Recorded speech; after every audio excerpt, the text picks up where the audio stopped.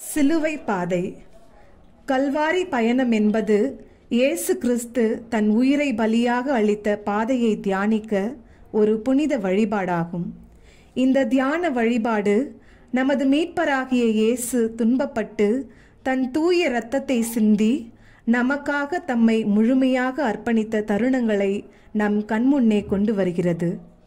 நாம் ஒவ்வொரு நிலையையும் தியானிக்கும் போது இயேசு தாங்கிய வேதனைகளை உணர்ந்து நம் வாழ்க்கையின் துன்பங்களை அவரது தியாகத்தோடு இணைத்து மனம் மாறி அவரது அருளை பெற நாம் மனமுவந்து ஜெபிக்க வேண்டும். இந்த வழிபாட்டின் மூலம் நம் பாவங்களுக்கு மன்னிப்பு வேண்டி இயேசுவின் பின் சென்று அவரது உயிர்த்தெழுதலின் மகிழ்ச்சியை அடைய நாம் தகுதி பெறுவதற்காக கடவுளிடம் அருளை பெற ஜெபிப்போம். அன்பான ஆண்டவரே, உமது தியாக பாதையை தியானிக்க எங்களை வழிநடத்தும் அருளை கொடுப்பீர். ஆமேன். என் இறைவா, நன்மை நிறைந்தவர் நீர், அனைத்திற்கும் மேலாக அன்புக்குரியவர் நீரே. என் பாவங்களால் உம்மை மனநோக செய்துவிட்டேன். ஆகவே நான் குற்றங்கள் பல செய்தேன் எனவும் நன்மைகள் பல செய்ய தவறினேன் எனவும் மனம் நொந்து வருந்துகிறேன். உமது அருள் துணையால் நான் மனம் திரும்பி இனிமேல் பாவம் செய்வதில்லை என்றும் பாவத்துக்கு ஏதுவான சூழ்நிலைகளை விட்டு விலகுவேன் என்றும் உறுதி கொடுக்கிறேன். எங்கள் மீட்பராம் இயேசு கிறிஸ்துவின் பாடுகளின் பயனாக இறைவா, என்மேல் இரக்கமாயிரும். ஆமேன். முதல் நிலை, இயேசு மரண தீர்ப்பிடப்படுகிறார். இயேசுவை உம்மை ஆராதித்து வணங்கி உமக்கு நன்றி செலுத்துகின்றோம். ஏனெனில் உமது திருச்சிலுவையால் நீர் எங்களை மீட்டருளினீர். இறைவார்த்தை. பிலாத்து அவர்களிடம், அப்படியானால் மேசியா என்னும் இயேசுவை நான் என்ன செய்ய வேண்டும் என்று கேட்டான். அனைவரும் சிலுவையில் அறையும் என்று பதிலளித்தனர். இயேசு பிலாத்து முன் நிற்கின்றார். அநியாயமாய் குற்றம் சாட்டப்பட்டு மரண தண்டனை விதிக்கப்பட்டார். அவர் குற்றமற்றவராய் இருந்தாலும் தந்தையின் விருப்பத்தை ஏற்று அமைதியாய் இருக்கின்றார். பயம், பெருமை அல்லது சுயநலத்தை எதிர்கொள்ளும் போது உண்மையும் அன்பையும் நிராகரிக்கும் மனித குலத்தின் போக்கை பிரதிபலிக்கும் வகையில் ஒரு கூட்டம் இயேசுவை விட ஒரு குற்றவாளியான பரபாசை தேர்ந்தெடுக்கிறது. இந்த தருணம் கிறிஸ்துவின் மனத்தாழ்மையின் ஆழத்தையும் மனித பாவத்தின் பாரத்தையும் சுமக்க அவரது விருப்பத்தையும் வெளிப்படுத்துகிறது. அவர் கண்டனம் செய்யப்படுகிறார். அவருடைய சொந்த தவறுக்காக அல்ல, ஆனால் நம்முடைய தவறுக்காக. அவரது மௌனம் பலவீனம் அல்ல, ஆனால் கடவுளின் திட்டத்திற்கு அன்பும் மற்றும் சரணடைதல் ஆகியவற்றின் ஆழமான செயலாகும். சிந்தனை. முழு உண்மையையும் அறியாமல் நான் எத்தனை முறை மற்றவர்கள் மீது தீர்ப்பு கூறியிருக்கிறேன். ஜெபம். இயேசுவே, நீங்கள் மரண தண்டனை விதிக்கப்பட்ட போது அமைதியாக நின்று எங்கள் மீட்புக்காக அநீதியை ஏற்றுக்கொண்டீர்கள். கடினமாக இருந்தாலும் இயேசுவே, எல்லாவற்றிலும் உமது சித்தத்தை ஏற்றுக்கொள்ளவும் உமது அன்பில் நம்பிக்கை கொள்ளவும் எனக்கு கற்றுக் கொடுங்கள். என் சொந்த வாழ்க்கையில் உண்மைக்காகவும் நீதிக்காகவும் நிற்கவும் அநீதியை அனுபவிப்பவர்களிடம் உம்மை அடையாளம் காணவும் எனக்கு உதவி செய்யும் இயேசுவே. ஆமேன். எங்கள் மேல் தயவாயிரும் சுவாமி, தயவாயிரும். எங்கள் மேல் தயவாயிரும் சுவாமி, தயவாயிரும். இறந்த விசுவாசிகளுடைய ஆன்மாக்களின் இறைவனின் இரக்கத்தில் நித்திய சாந்தியை அடைவார்களாக. ஆமேன். இரண்டாம் நிலை, இயேசு சிலுவையை ஏற்றுக்கொள்கிறார். இயேசுவே, உம்மை ஆராதித்து வணங்கி உமக்கு நன்றி செலுத்துகின்றோம். ஏனெனில் உமது திருச்சிலுவையால் நீர் எங்களை மீட்டருளினீர். இறை வார்த்தை. அப்போது பிலாத்து அவரை சிலுவையில் அறையுமாறு அவர்களிடம் ஒப்புவித்தான். அவர்கள் இயேசுவை தம் பொறுப்பில் ஏற்றுக்கொண்டார்கள். இயேசு சிலுவையை தாமே சுமந்து கொண்டு மண்டை ஓட்டு இடம் என்னுமிடத்திற்கு சென்றார். அதற்கு எபிரேய மொழியில் கொல்கத்தா என்பது பெயர். இயேசு மனமு வந்து கனமான சிலுவையை எடுத்துக்கொள்கிறார். வரவிருக்கும் வலியையும் துன்பத்தையும் அறிந்திருந்தார். அவர் குற்றமற்றவராக இருந்தாலும் மனித நேயத்தாலும் தந்தையின் விருப்பத்திற்கு கீழ்ப்படிதலாலும் அவர் தனது மரணத்தின் கருவியை தழுவுகிறார். அவமானம் மற்றும் துன்பத்தின் சின்னமான சிலுவையை மீட்பின் வழிமுறையாக மாறுகிறது. இயேசு சிலுவையை ஏற்றுக்கொண்டது தியாகத்தின் மதிப்பையும் அன்பின் சக்தியையும் நமக்கு கற்பிக்கிறது. நம்முடைய சொந்த சிலுவைகளான நமது வாழ்க்கையில் நிகழும் போராட்டங்கள், சவால்கள் மற்றும் துன்பங்களை இறைவனின் நம்பிக்கை வைத்து எவ்வாறு அவற்றை ஏற்றுக்கொள்ள வேண்டும் என்ற பாடத்தை இயேசு நமக்கு கற்பிக்கிறார். சிந்தனை: என் வாழ்வில் ஏற்படும் சிரமங்களை நான் பொறுமையுடன் நம்பிக்கையுடனும் ஏற்றுக்கொள்கின்றேனா, அல்லது நான் எதிர்த்து புகார் கூறுகின்றேனா?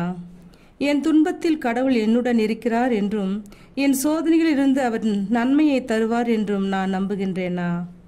ஜெபம். இயேசுவே, நீங்கள் என் மீது கொண்ட அன்பினால் சிலுவையை ஏற்றுக்கொண்டீர்கள். புரிந்து கொள்வது கடினமாக இருந்தாலும் உங்கள் திட்டத்தை நம்புவதற்கு எனக்கு உதவுங்கள். என் சுமைகளை பொறுமையுடன் சுமந்து உலகத்தில் என் மீட்புக்காக துன்பங்களை உம்முடன் இணைந்து அவற்றை உமக்கு அர்ப்பணிக்க கற்றுக் கொடுங்கள். இயேசுவே, நீர் எப்பொழுதும் என்னுடன் இருக்கிறீர் என்று நம்பி என் சிலுவையை அன்புடனும் சுமக்க எனக்கு தைரியம் கொடுங்கள். ஆமேன். எங்கள் மேல் தயவாயிரும் சுவாமி, தயவாயிரும். எங்கள் மேல் தயவாயிரும் சுவாமி, தயவாயிரும். இறந்த விசுவாசிகளுடைய ஆன்மாக்கள் இறைவனின் இரக்கத்தில் நித்திய சாந்தியை அடைவார்களாக. ஆமென். மூன்றாம் நிலை, இயேசு முதல் முறையாக விழுகிறார். இயேசுவே, உம்மை ஆராதித்து வணங்கி உமக்கு நன்றி செலுத்துகின்றோம். ஏனெனில் உமது திருச்சிலுவையால் நீர் எங்களை மீட்டருளினீர். முழுமையாக தெய்வீகமாகவும் முழுமையாக மனிதனாகவும் இருக்கும் இயேசு சிலுவையின் பாரத்தினால் தரையில் விழுகிறார். வீழ்ச்சியில் இயேசு நமது மனித அனுபவத்துடன் தனது ஒற்றுமையை நிரூபிக்கிறார். தடுமாறுவது, மூழ்கடிக்கப்படுவது மற்றும் வலிமையின் வரம்புகளை உணருவது எப்படி இருக்கும் என்பதை அவர் புரிந்து கொள்கிறார். வீழ்ந்தாலும் இயேசு எழுந்து தனது பயணத்தை தொடர்கிறார். நாம் எவ்வளவு கீழே விழுந்தாலும் கடவுள் நம்முடன் இருக்கிறார். நம் வலியை அனுபவித்து மீண்டும் எழுந்திருக்க தனது அருளை வழங்குகிறார் என்பதை இயேசுவின் வீழ்ச்சி நமக்கு நினைவூட்டுகிறது. சிந்தனை: என் வாழ்க்கையில் துன்பங்கள், சோதனைகள், கஷ்டங்கள் வந்தாலும் மீண்டும் ஆண்டவரின் அருள் என்னோடு இருப்பதால் என்னால் மீண்டும் எழ முடியும் என்று முயற்சி செய்கின்றேனா? ஜெபம். இயேசுவே, பாவத்தின் சுமையிலும் துன்பத்திலும் நசுக்கப்பட்டு சிலுவையின் எடையின் கீழ் நீங்கள் விழுந்தீர்கள். நாங்களும் விழுந்து எழுந்திருக்க எங்களுக்கு உதவுங்கள். உமது பலத்திலும் கருணையிலும் நாங்கள் நம்பிக்கை வைக்க அருள் தாரும். சிலுவைகளை தைரியத்துடன் சுமக்கவும் போராடும் மற்றவர்களிடம் இரக்கத்தை காட்டவும் எங்களுக்கு கற்றுக் கொடுங்கள். ஆமேன். எங்கள் பேரில் தயவாயிரும் சுவாமி, தயவாயிரும். எங்கள் பேரில் தயவாயிரும் சுவாமி, தயவாயிரும். இறந்த விசுவாசிகளுடைய ஆன்மாக்கள் இறைவனின் இரக்கத்தில் நித்திய சாந்தியை அடைவார்களாக. ஆமென்.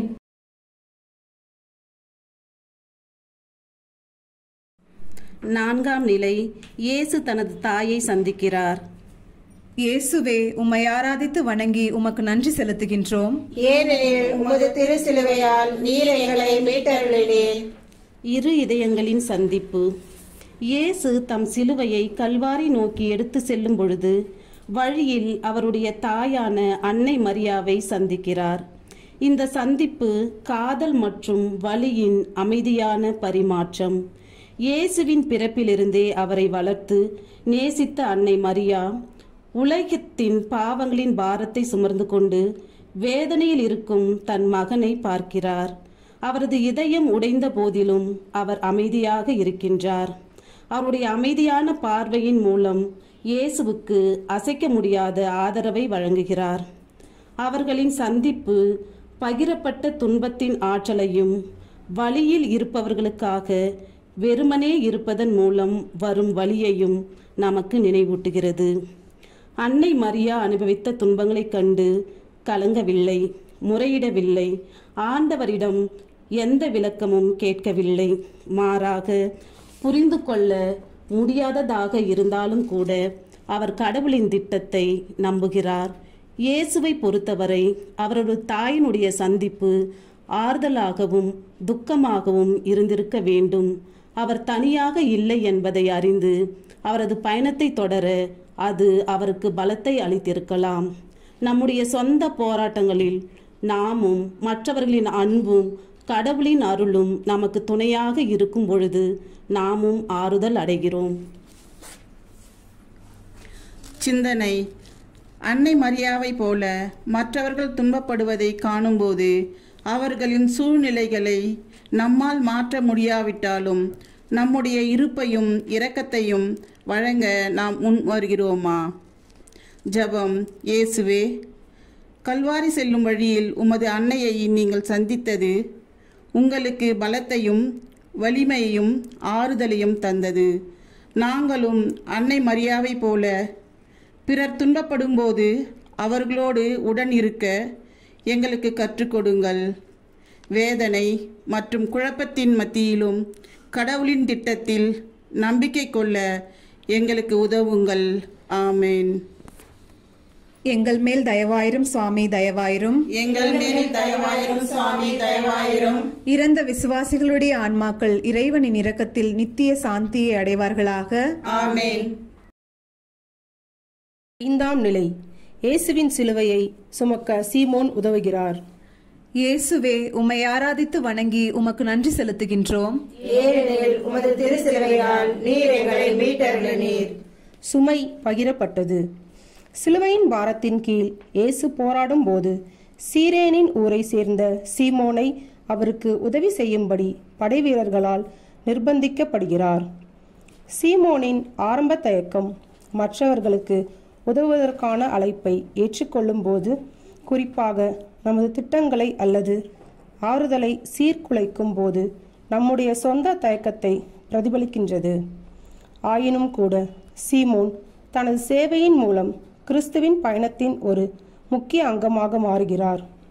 தயக்கமின்றி சேவை செய்வது கூட அருள் நிறைந்த செயலாக மாற்றப்படலாம் என்பதை சீமோனின் செயல் நமக்கு நினைவூட்டுகிறது.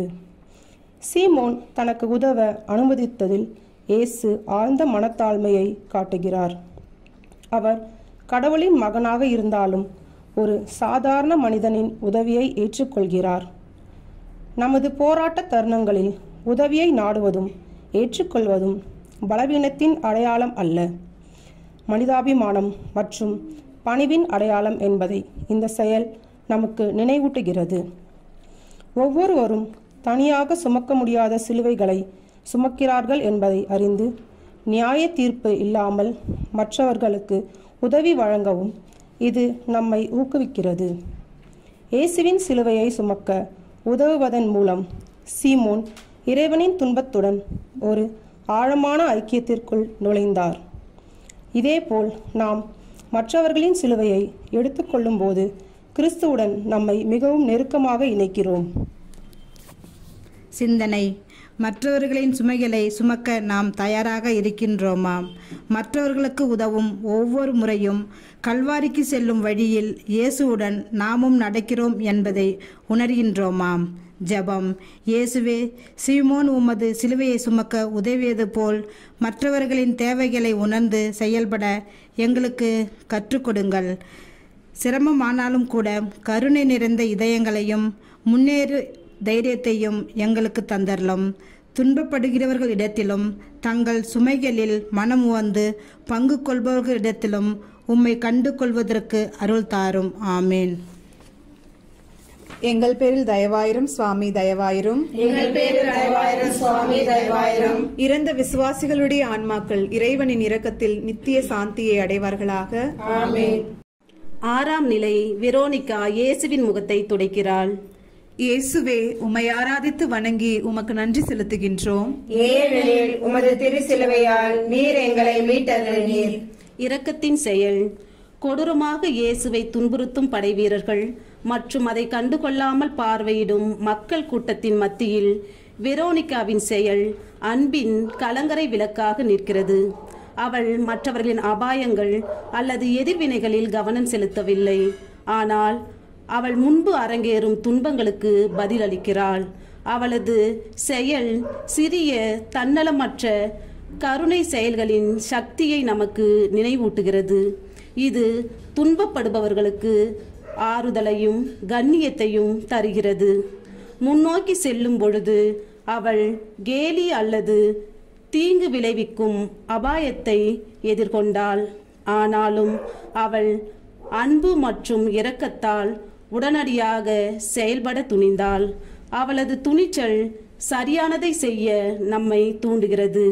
அவளுடைய செயலின் விளைவாக வெரோனிகாவின் திரையில் இயேசுவின் முகத்தின் உருவம் அதிசயமாய் பதிந்தது. ஒவ்வொரு முறையும் நாம் மற்றவர்களுக்கு அன்புடன் சேவை செய்கிறோம், கிறிஸ்துவை சந்திக்கிறோம் என்பதை வெரோனிகாவின் செயல் நமக்கு நினைவூட்டுகிறது.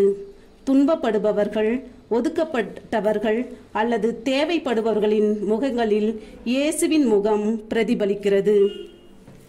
சிந்தனை: வெரோனிகாவை போல மற்றவர்கள் வழியில் இருப்பதை காணும்போது சவாலுடன் நடவடிக்கை எடுக்க முன் வருகின்றோமா? ஜெபம்.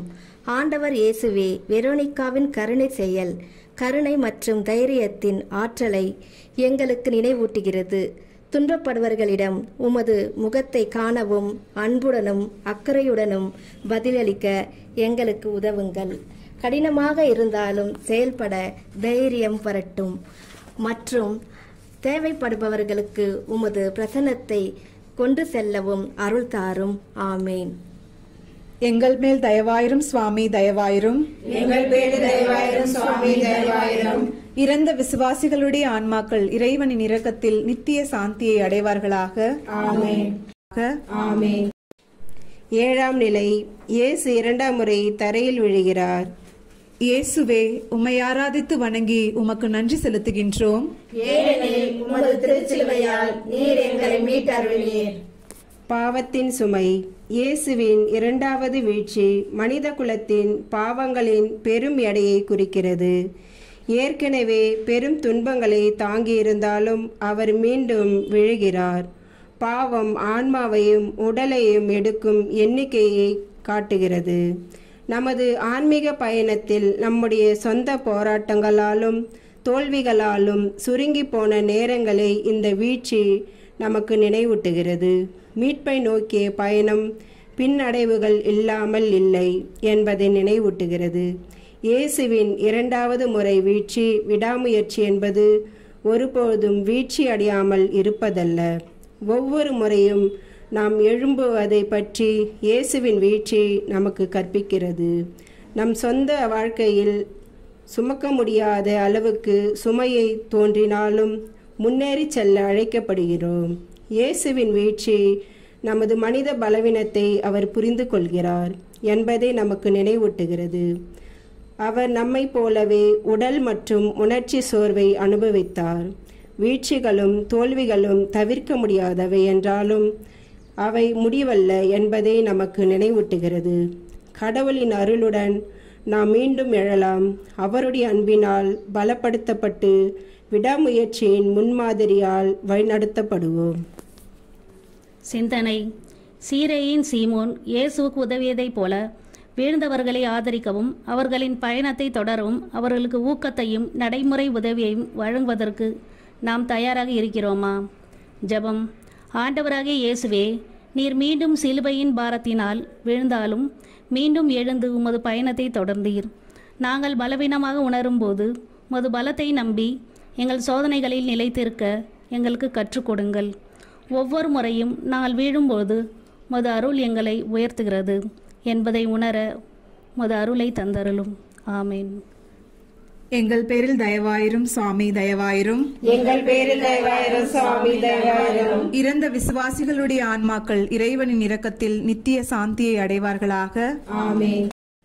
8ஆம் நிலை. இயேசு எருசலேம் பெண்களுக்கு ஆறுதல் கூறுகிறார். இயேசுவே, உம்மை ஆராதித்து வணங்கி உமக்கு நன்றி செலுத்துகின்றோம். ஏனெனில் உமது திருச்சிலுவையால் நீர் எங்களை மீட்டருளினீர். துன்பத்தில் இரக்கம். சிலுவையின் பாரத்தை இயேசு சுமந்தாலும் அவர்களுக்காக துக்கப்படும் பெண்களின் மீது அவருடைய கவனம் திரும்புகிறது. இந்த தருணம் அவருடைய ஆழ்ந்த இரக்கத்தை வெளிப்படுத்துகிறது. தம்முடைய வலியை பற்றி சிந்திப்பதற்கு பதிலாக அவர் அவர்களுடைய துக்கத்தை ஒப்புக்கொண்டு அவர்களுடைய திரு இதழ்களோடு பேசுகிறார். உண்மையான அன்பு தன்னலமற்ற தன்மையும் தனிப்பட்ட துன்பங்களுக்கு அப்பாற்பட்டது என்பதை அவரது பதில் நமக்கு நினைவூட்டுகிறது. இயேசு பெண்களிடம், எனக்காக அழாதீர்கள், உங்களுக்காகவும் உங்கள் குழந்தைகளுக்காகவும் அழுங்கள். இந்த அறிக்கை சுய பிரதிப்பு மற்றும் மனம் திரும்புவதற்கான அழைப்பு. பரிதாபத்தின் வெளிப்புற வெளிப்பாடுகள் போதாது என்பதை இது நமக்கு நினைவூட்டுகிறது. நாம் நம்முடைய சொந்த வாழ்க்கையில் பரிசோதித்து நம்முடைய பாவங்களை ஒப்புக்கொண்டு மனம் நொந்து இதயங்களுடன் கடவுளிடம் திரும்ப வேண்டும். எருசலேமின் பெண்கள் துன்பத்தின் போது உடனிருந்து ஆதரவையும் ஒற்றுமையையும் வழங்குபவர்களை பிரதிபலிக்கின்றார்கள். அவர்களின் செயல்கள் பச்சாதாபத்தின் முக்கியத்துவையும் சோதனை காலங்களில் ஆறுதல் அளிப்பவர்களாகவும் பெண்கள் பெரும்பாலும் வகிக்கும் தனித்துவமான பங்கை நமக்கு நினைவூட்டுகின்றன. அவர்களின் உதாரணம் துன்பப்படுபவர்களின் சேர்ந்து நின்று நம் பிரசன்னத்தையும் ஜெபத்தையும் வழங்க நமக்கு ஊக்குவிக்கிறது. இயேசு தனது பலவீனமான தருணத்தில் கூட பெண்களான அவரது தொடர்பு, அவர்களது பணி எப்பொழுதும் மக்களுக்கு கடவுளிடம் நெருங்கிய செல்வதையே காட்டுகிறது. சிந்தனை: நாமும் நம்முடைய சொந்த சவால்களை எதிர்கொண்டாலும் மற்றவர்களை விசுவாசத்திற்கு கொண்டு வர முயற்சி செய்கின்றோமா? ஜெபம். இயேசுவே, உமது துன்பத்திலும் நீங்கள் இரக்கத்துடனும் அன்புடனும் ஜெருசலம் பெண்களிடம் திரும்பினீர்கள். எங்கள் போராட்டங்களுக்கு அப்பால் மற்றவர்களின் தேவைகளை பார்க்க எங்களுக்கு கற்றுக் கொடுங்கள். மனம் திரும்புதல் எப்போதும் உமது வழிகாட்டுதலை நாடி உமது அன்பை எம்மை சுற்றியுள்ளவர்களுடன் பகிர்ந்து கொள்ள அருளை தந்தருளும். ஆமீன். எங்கள் பேரில் தயவாயிரும் சுவாமி, தயவாயிரும். எங்கள் பேரில் தயவாயிரும் சுவாமி, தயவாயிரும். இறந்த விசுவாசிகளுடைய ஆன்மாக்கள் இறைவனின் இரக்கத்தில் நித்திய சாந்தியை அடைவார்களாக. ஆமென். 9ஆம் நிலை. இயேசு 3ஆம் முறை தரையில் விழுகிறார்.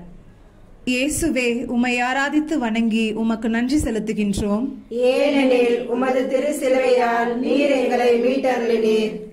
சிலுவையின் எடை. இயேசுவின் 3வது வீழ்ச்சி பாவம், துன்பம் மற்றும் மனித பலவீனம் ஆகியவற்றின் நசுக்கும் சுமையை பிரதிபலிக்கிறது. குறிப்பாக நாம் மீண்டும் மீண்டும் சவால்கள், தோல்விகள் அல்லது ஊக்கமின்மைகளை எதிர்கொள்ளும் போது நமது சிலுவைகள் எவ்வளவு கனமாக மாறும் என்பதை இயேசுவின் 3வது வீழ்ச்சி நமக்கு நினைவூட்டுகிறது. ஆயினும் கூட இறுதி சோர்வின் முகத்திலும் தெய்வீக பலத்துடன் மீண்டும் முழுவதும் சாத்தியம் என்பதை இயேசு நமக்கு காட்டுகிறார். அவரது உடல் மற்றும் உணர்ச்சி வரம்புகள் இருந்த போதிலும் இயேசு கைவிடவில்லை. அவர் மீண்டும் எழுந்திருக்க காரணம் மனித குலத்தின் மீதான அவரது அன்பின் ஆழத்தை வெளிப்படுத்துகிறது. பயணம் சாத்தியமற்றதாக தோன்றினாலும் நம்பிக்கையையும் மீட்பையும் அளித்து நாம் ஒவ்வொருவரிடமும் அன்பினால் இயேசு இந்த துன்பத்தை சுமந்தார் என்பதை நமக்கு நினைவூட்டுகிறது. இயேசுவின் விடாமுயற்சி கடவுளின் அருளில் நம்பிக்கை வைக்க நம்மை ஊக்குவிக்கிறது. இது மீண்டும் உயிர்த்தெழுந்து நமது விசுவாச பயணத்தை தொடர உதவுகிறது. சிந்தனை: நமது வாழ்க்கையில் வருகின்ற துன்பங்கள், கஷ்டங்கள், சோதனைகள் இவைகளில் இருந்து மீண்டும் எழ முடியும் என்ற நம்பிக்கை நமக்கு இருக்கின்றதா? ஜெபம். இயேசுவே, 3ஆம் முறை சிலுவையின் பாரத்தில் வீழ்ந்தீர். ஆனாலும் உமது பணிவை நிறைவேற்ற மீண்டும் எழுந்தீர். வாழ்க்கையின் போராட்டங்களிலும் தோல்விகளிலும் விடாமுயற்சியுடன் இருக்க எங்களுக்கு கற்றுக் கொடுங்கள். நாங்கள் மன உளைச்சலுக்கு ஆளாகும்போது உமது முன்மாதிரியை எங்களுக்கு நினைவூட்டி எங்களுக்கு உதவுங்கள். எங்கள் வாழ்க்கையில் வருகின்ற சோதனைகளில் நாங்கள் எத்தனை முறை வீழ்ந்தாலும் மீண்டும் எழுந்து நிற்க உமது அன்பும் அருளும் எங்களுக்கு வலிமை தருகிறது என்பதை உணர அருள் தாரும். ஆமேன். எங்கள் மேல் தயவாயிரும் சுவாமி தயவாயிரும். எங்கள் மேல் தயவாயிரும் சுவாமி தயவாயிரும். இறந்த விசுவாசிகளுடைய ஆன்மாக்கள் இறைவனின் இரக்கத்தில் நித்திய சாந்தியை அடைவார்களாக. ஆமென். 10ஆம் நிலை. இயேசுவின் ஆடைகளை கழட்டுகிறார்கள். இயேசுவே, உம்மை ஆராதித்து வணங்கி உமக்கு நன்றி செலுத்துகின்றோம். ஏனெனில் உமது திருச்சிலுவையால் நீர் எங்களை மீட்டருளினீர். இயேசுவின் அவமானம். அவருடைய ஆடைகளை களையப்பட்டது என்பது வேண்டுமென்றே அவமானப்படுத்தப்பட்ட செயலாகும். இது இயேசுவை பொது அவமானத்திற்கு ஆளாக்கியது. பாவம் எப்படி நம் கண்ணியத்தை பறிக்கிறது மற்றும் ஆன்மீக ரீதியில் நம்மை பாதிக்கிறது என்பதை இந்த செயல் நமக்கு நினைவூட்டுகிறது. இயேசு இந்த அவமானத்தை மனமுவந்து சகித்தார். கடவுளின் குழந்தைகளாகிய நம் கண்ணியத்தை மீட்டெடுக்க மனித பாவத்தின் விளைவுகளை தானே ஏற்றுக்கொண்டார். இயேசு தனது ஆடைகளை இழந்ததில் தனது பூமிக்குரிய உடைமைகளில் கடைசியாக சரணடைகிறார். அவருடைய ஆடைகள் களையப்பட்டாலும் இயேசு தெய்வீக அருளையும் அன்பையும் அணிந்திருந்தார். இந்த செயல் முழு பற்றின்மை மற்றும் தந்தையின் விருப்பத்திற்கு முழுமையான கீழ்ப்படிதலை குறிக்கிறது. கிறிஸ்துவை இன்னும் முழுமையாக பின்பற்றுவதற்கு நம்முடைய சொந்த பற்றுகளை பற்றி சிந்திக்கவும் நாம் சரணடைய வேண்டியதை கருத்தில் கொள்ளவும் இது நம்மை சவால் செய்கிறது. தம்மை பறிக்க அனுமதிப்பதன் மூலம் ஏழைகள், ஒதுக்கப்பட்டவர்கள் மற்றும் பாதிக்கப்படக்கூடியவர்களுடன் இயேசு அடையாளம் காட்டுகிறார். நிராகரிப்பு, அவமானம் அல்லது இழப்பு அனுபவிப்பவர்களின் வலியை அவர் பகிர்ந்து கொள்கிறார்.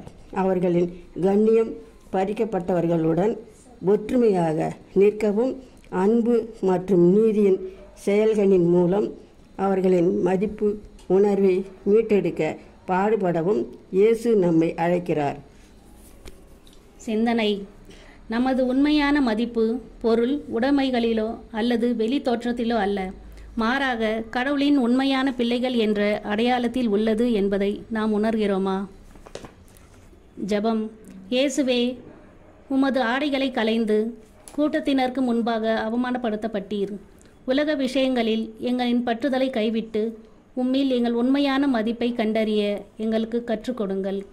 பாதிக்கப்படக்கூடியவர்களுடன் ஒற்றுமையாக நிற்கவும் மீட்டெடுக்கவும் எங்களுக்கு உதவுங்கள். ஒதுக்கி தள்ளப்பட்டவர்களுக்கு உமது அன்பை அவர்களின் பலம் மற்றும் அடையாளத்தின் ஆதாரம் என்பதை எப்பொழுதும் நினைவில் கொள்ள உமது அருளை தாரும். ஆமேன். எங்கள் பேரில் தயவாயிரும் சுவாமி தயவாயிரும்.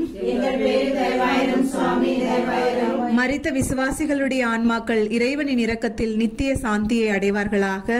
ஆமென். 11ஆம் நிலை. இயேசு சிலுவையில் அறையப்படுகின்றார். இயேசுவே, உம்மை ஆராதித்து வணங்கி உமக்கு நன்றி செலுத்துகின்றோம். ஏனெனில் உமது திருச்சிலுவையால் நீர் எங்களை மீட்டருளினீர். இறுதி தியாகம். அவருடைய கைகளையும் கால்களையும் ஆணிகளால் துளைக்கும் பொழுது இயேசு நம் பாவங்களுக்காக தம்மையே முழுவதுமாக ஒப்பு கொடுக்கின்றார். நம்முடைய மீட்புக்காக அவர் மனமுவந்து இத்தகைய வேதனைகளை தாங்கும் அளவுக்கு ஆழமான அன்பு கொண்டிருப்பதை வெளிப்படுகிறது. சிலுவையில் அறையப்பட்ட இயேசுவின் உருவம், பாவத்தின் விலை மற்றும் கடவுளின் எல்லையற்ற கருணையை பற்றி சிந்திக்கவும் நம் சொந்த வாழ்வில் சிலுவைகளை கருத்தில் கொள்ளவும் நம்மை அழைக்கிறது. அவர் தம் சிலுவையை தழுவும் போதெல்லாம் நம்முடைய துன்பங்களையும் நாம் ஏற்றுக்கொள்ள கடவுளின் திட்டத்தில் நாம் நம்பிக்கை வைக்க அழைக்கப்படுகிறோம். இயேசுவே சிலுவையில் அறையப்படும் பொழுது அவர், அப்பா, இவர்களை மன்னியுங்கள், தாங்கள் செய்வது என்னவென்று இவர்களுக்கு தெரியாது என்று ஜெபிக்கிறார். அநியாயம் மற்றும் வேதனையின் முகத்திலும் கூட மன்னிக்கும் சக்தியை அவருடைய வார்த்தைகள் நமக்கு கற்பிக்கின்றன. கசப்புணர்வை விட்டுவிட்டவும் நமக்கு தவறு செய்பவர்களுக்கு மன்னிப்பு வழங்கவும் இயேசு நம்மை அழைக்கிறார். சிந்தனை. நம்முடைய சொந்த வசதியை விட மற்றவர்களின் தேவைகளை முன்னிறுத்தி தியாகம் செய்து நேசிப்பதற்கு நாம் தயாராக இருக்கின்றோமா? ஜெபம். இயேசுவே, எங்களின் மீட்புக்காக துன்பங்களையும் வேதனைகளையும் சகித்து கொண்டு சிலுவையில் அறையப்பட்டீர். எங்கள் சிலுவைகளை விசுவாசத்துடன் தழுவி எங்களின் துன்பங்களை உம்மோடு இணைக்க எங்களுக்கு கற்றுக் கொடுங்கள். உமது மரண தண்டனையை நிறைவேற்றியவர்களை மன்னித்தது போல் எங்களை காயப்படுத்தியவர்களை மன்னிக்க எங்களுக்கு உதவுங்கள். உமது கருணையையும் அன்பையும் உலகிற்கு வெளிப்படுத்தும் வகையில் நாங்கள் சாட்சிய வாழ்வு வாழ உமது முன்மாதிரி எங்களை தூண்டுவதாக. ஆமேன். எங்கள் மேல் தயவாயிரும் சுவாமி, தயவாயிரும். எங்கள் மேல் தயவாயிரும் சுவாமி, தயவாயிரும். இறந்த விசுவாசிகளுடைய ஆன்மாக்கள் இறைவனின் இரக்கத்தில் நித்திய சாந்தியை அடைவார்களாக. ஆமென். 12ஆம் நிலை. இயேசு சிலுவையில் இறக்கிறார். இயேசுவே, உம்மை ஆராதித்து வணங்கி உமக்கு நன்றி செலுத்துகின்றோம். ஏனெனில் உமது திருச்சிலுவையால் நீர் எங்களை மீட்டருளினீர். அன்பின் இறுதிச் செயல். இயேசுவின் சிலுவை மரணம் மனித குலத்தின் மீது கடவுளின் அன்பின் இறுதி வெளிப்பாடு ஆகும். அவருடைய உயிரை கொடுப்பதன் மூலம் அவர் உலகின் பாவங்களை தானே எடுத்துக்கொள்கிறார். மீட்பின் பரிசை நமக்கு வழங்குகிறார். தந்தையே, உமது கரங்களில் என் ஆவியை ஒப்புக் கொடுக்கிறேன் என்ற இயேசுவின் இறுதி வார்த்தைகள் கடவுளுடைய சித்தத்திற்கு அவர் முழு நம்பிக்கையையும் கீழ்ப்படிதலையும் பிரதிபலிக்கிறது. அவரது இறுதி தருணங்களில் கூட அவர் அசைக்க முடியாத நம்பிக்கையை வெளிப்படுத்துகிறார். குறிப்பாக துன்பம் அல்லது நிச்சயமற்ற தருணங்களில் நம் வாழ்வுக்கான கடவுளின் திட்டத்தை நம்புவதற்கு நம்மை தூண்டுகிறது. அவரது மரணத்தின் மூலம் இயேசு சிலுவையை அவமானம் மற்றும் துன்பத்தின் சின்னமாகவும் வெற்றி மற்றும் மீட்பின் அடையாளமாகவும் மாற்றுகிறார். நம்பிக்கையையும் புதுப்பித்தலையும் வழங்கி நம் வாழ்வின் இருண்ட சூழ்நிலைகளிலிருந்தும் நல்லதை கொண்டு வர முடியும் என்பதை நமக்கு வலியுறுத்துகிறார். பாவத்திற்கும் சுயநலத்திற்கும் இறப்பதற்கான நமது சொந்த அழைப்பை பற்றி சிந்திக்க இயேசுவின் மரணம் நம்மை அழைக்கிறது. நம்முடைய விருப்பத்தை கடவுளிடம் ஒப்படைக்க நாம் அழைக்கப்பட்டுள்ளோம். அவருடைய அன்பு நம் வாழ்க்கையை மாற்ற அனுமதிக்கிறது. சிந்தனை. சிலுவையின் அடிவாரத்தில் அன்னை மரியா. இயேசுவின் சீடர் யோவான் மற்றும் மற்றவர்களுடன் நாம் நிற்கும்போது இன்று நம் உலகில் துன்பப்படும் மக்களை நினைக்கின்றோமா? இயேசுவின் மரணம் ஒதுக்கப்பட்டவர்கள், ஒடுக்கப்பட்டவர்கள் அல்லது வேதனையில் இருப்பவர்கள் மீது இரக்கம் காட்டுவதற்கு நம்மை அழைக்கின்றது என்பதை உணர்கின்றோமா? ஜெபம். இயேசுவே, உமது சிலுவை மரணத்தில் உமது அன்பின் ஆழத்தையும் உமது தியாகத்தின் வல்லமையையும் எங்களுக்கு காட்டியருளினீர். துன்பத்தின் போது கடவுளின் திட்டத்தில் நம்பிக்கை கொள்ள எங்களுக்கு கற்றுக் கொடுங்கள். பாவத்திற்கும் சுயநலத்திற்கும் இறப்பதற்கு எங்களுக்கு உதவுங்கள். உமது அருளில் நாங்கள் முழுமையாக வாழவும் உமது தியாகத்தை போற்றும் வாழ்க்கையை வாழவும் உமது அன்பு எங்களுக்கு தூண்டுவதாக. ஆமீன். எங்கள் பேரில் தயவாயிரும் சுவாமி, தயவாயிரும். எங்கள் பேரில் தயவாயிரும் சுவாமி, தயவாயிரும். இறந்த விசுவாசிகளுடைய ஆன்மாக்கள் இறைவனின் இரக்கத்தில் நித்திய சாந்தியை அடைவார்களாக. ஆமென். 13ஆம் நிலை. இயேசுவின் உடலை அன்னை மரியாவின் மடியில் கிடத்துகிறார்கள். இயேசுவே, உம்மை ஆராதித்து வணங்கி உமக்கு நன்றி செலுத்துகின்றோம். ஏனெனில் உமது திருச்சிலுவையால் நீர் எங்களை மீட்டருளினீர். அன்னை மரியாவின் துயரம்.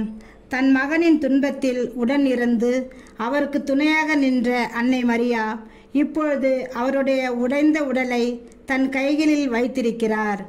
அவளுடைய துயரம் மற்றும் அன்பும் அடிக்கடி ஏற்படுத்தும் வலியின் பிரதிபலிப்பாகும். துக்கப்படுபவர்களின் துக்கத்தையும் ஆழ்ந்த இழப்பின் தருணங்களிலும் கடவுளின் திட்டத்தை நம்புவதில் கிடைக்கும் வலிமையையும் தியானிக்க அன்னை மரியா நம்மை அழைக்கிறார். இயேசுவின் உயிரற்ற உடல் நமது மனித பலவீனத்தையும் மரணத்தின் யதார்த்தத்தையும் நமக்கு நினைவூட்டுகிறது. மரணம் என்பது முடிவல்ல, அவருடன் நாமும் நுழைய நித்திய வாழ்வுக்கான நுழைவாயில் என்பதை அறிந்து கடவுளுடைய சித்தத்தின்படி நமது வாழ்க்கையை நோக்கத்தோடும் இணக்கத்தோடும் வாழ இது நம்மை ஊக்குவிக்கிறது. அரிமத்தியாவை சேர்ந்த ஜோசப் மற்றும் நிக்கோதெமஸ் ஆகியோர் இயேசுவை சிலுவையிலிருந்து கீழே இறக்க உதவ முன் வருகிறார்கள். அவர்களின் தைரியமும் இரக்கமும் துன்பம் மற்றும் இழப்பு காலங்களில் மற்றவர்களுக்கு ஆதரவளிப்பதன் முக்கியத்துவத்தையும் நமக்கு நினைவூட்டுகிறது. இயேசு சிலுவையில் இருந்து இறக்கப்பட்டதால் அவருடைய தியாகம் நிறைவடைகிறது. அன்பு மரணத்தையும் தாண்டியது என்பதை இயேசுவின் மரணம் நமக்கு சுட்டிக்காட்டுகின்றது. சிலுவையின் துக்கம் இறுதி வார்த்தை அல்ல, அது உயிர்த்தெழுதல், நம்பிக்கைக்கு ஒரு முன்னுரை, புதிய வாழ்க்கை பற்றிய கடவுளின் வாக்குறுதியில் நம்பிக்கை வைக்க நம்மை அழைக்கின்றது. சிந்தனை: நம் மீட்புக்காக சிலுவையில் அறைந்து உயிரையே அர்ப்பணித்து இயேசுவைப் போல நாமும் பிறருடைய நலனுக்காக நம்மையே அர்ப்பணித்து முன் வருகின்றோமா? ஜெபம். இயேசுவே, நீர் சிலுவையில் இருந்து இறக்கப்பட்டு உமது அன்னையின் கரங்களில் அமர்த்தப்பட்டபோது உமது அன்பின் ஆழத்தையும் உம்மை நேசிப்பவர்களுக்கு உமது தியாகம் தரும் துக்கத்தையும் நினைத்து பார்க்கின்றோம். பிறருக்காக வாழ எங்களுக்கு கற்றுக் கொடுங்கள். அவர்களின் துன்பத்திலும் நித்திய வாழ்வின் மீது நம்பிக்கை வைத்து உமது தியாகத்திற்கு நன்றி செலுத்தி உமது அன்பை உலகத்துடன் பகிர்ந்து கொள்ள வரம் தாரும். துக்கத்தில் அன்னை மரியாவுடன் நிற்கவும் உமது அன்பை தியாகத்தையும் வெளிப்படுத்தவும் உமது சீடர்களுக்காக வாழ அருள் தாரும். ஆமேன். எங்கள் மேல் தயவாயிரும் சுவாமி, தயவாயிரும். எங்கள் மேல் தயவாயிரும் சுவாமி, தயவாயிரும். இறந்த விசுவாசிகளுடைய ஆன்மாக்கள் இறைவனின் இரக்கத்தில் நித்திய சாந்தியை அடைவார்களாக. ஆமென். 14ஆம் நிலை. இயேசு கல்லறையில் அடக்கம் செய்யப்படுகிறார். இயேசுவே, உம்மை ஆராதித்து வணங்கி உமக்கு நன்றி செலுத்துகின்றோம். ஏனெனில் உமது திருச்சிலுவையால் நீர் எங்களை மீட்டருளினீர். மரணத்தின் இறுதி. இயேசுவின் உடல் கல்லறையில் வைக்கப்படுவதால் அது அவருடைய பூமிக்குரிய பணியின் நிறைவை குறிக்கிறது. அவருடைய பூமிக்குரிய துன்பம் முடிவுக்கு வந்துவிட்டது. மரணத்தின் யதார்த்தத்தையும் மனித அனுபவத்தில் அதன் இடத்தையும் சிந்திக்க இந்த நிலையம் நம்மை அழைக்கிறது. இருப்பினும் கிறிஸ்தவர்களாகிய நாம் மரணம் முடிவல்ல, கிறிஸ்துவின் நித்திய வாழ்விற்கு ஒரு பாதையாகும். கல்லறையில் இயேசு கிடத்தப்படுவது காத்திருப்பு நேரத்திற்குரியது. சீடர்களும் அன்னை மரியாவுக்கு எல்லா நம்பிக்கையும் பறிபோனது போல தோன்றியிருக்கும்.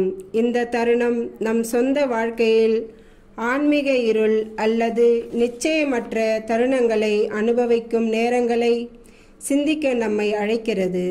கடவுளின் திட்டம் நம்மால் பார்க்க முடியாத போது வெளிவருகிறது என்று நம்புகிறோம். கல்லறைக்கு சீல் வைக்கப்பட்டாலும் கதை முடிந்துவிடவில்லை. உயிர்த்தெழுதல் ஒரு மூலையில் உள்ளது.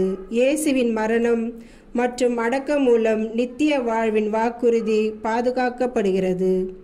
இந்த வாழ்க்கையின் சோதனைகள் மற்றும் துன்பங்கள் இறுதியில் கிறிஸ்துவின் உயிர்த்தெழுதல் மற்றும் நித்திய வாழ்வின் மகிழ்ச்சிக்கு வழிவகுக்கும் என்பதை அறிந்து நம்பிக்கையுடன் வாழ நம்மை அழைக்கிறது.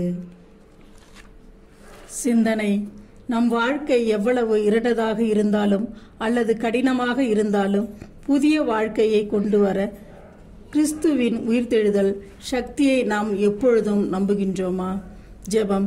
இயேசுவே, நீங்கள் கல்லறையில் வைக்கப்பட்டிருந்தபடியே மரணத்தின் மௌனத்தில் வாழ்ந்தீர். நித்திய வாழ்வை பற்றி உமது வாக்குறுதியில் குறிப்பாக துன்பம் மற்றும் விரக்தியின் பொழுது உம்மில் நம்பிக்கை கொள்ள எங்களுக்கு உதவும். எங்களது நித்திய வாழ்விற்காக நம்பிக்கையுடன் காத்திருக்க எங்களுக்கு கற்றுக் கொடுங்கள். உமது உயிர்த்தெழுதலின் ஒளியில் நாங்கள் வாழ்ந்து புதிய வாழ்வின் நம்பிக்கையை உலகத்துடன் பகிர்ந்து கொள்ள அருள் தாரும். ஆமேன். எங்கள் பேரில் தயவாயிரும் சாமி, தயவாயிரும். எங்கள் மேல் தயவாயிரும் சுவாமி, தயவாயிரும். இறந்த விசுவாசிகளுடைய ஆன்மாக்கள் இறைவனின் இரக்கத்தில் நித்திய சாந்தியை அடைவார்களாக. ஆமென்.